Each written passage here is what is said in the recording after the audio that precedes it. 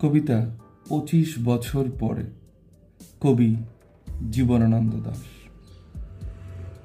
শেষবার তার সাথে যখন হয়েছে দেখা মাঠের উপরে, বলিলাম, একদিন এমন সময় আবার আসিও তুমি।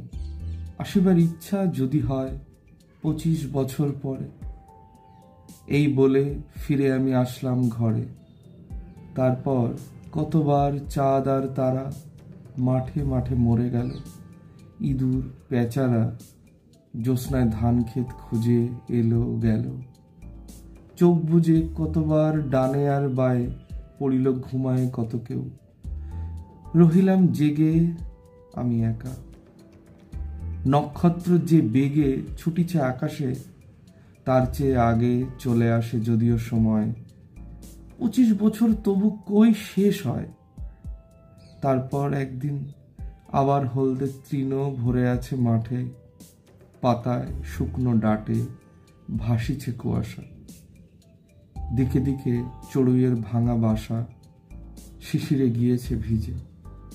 পথের ওপর পাখির ডিমের খোলা, ঠান্ডা কনকন শস্য ফুল, দু একটা নষ্ট সাদা শশা, মাকড়ের ছেঁড়া জাল, শুকনো মাকড়সা লতায় পাতায়।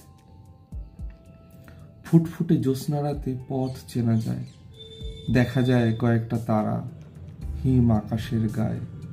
ইঁদুর পেঁচারা ঘুরে যায় মাঠে মাঠে, খুদ খেয়ে ওদের পিপাসা আজও মেটে। ২৫ বছর তবু গেছে কবে কেটে।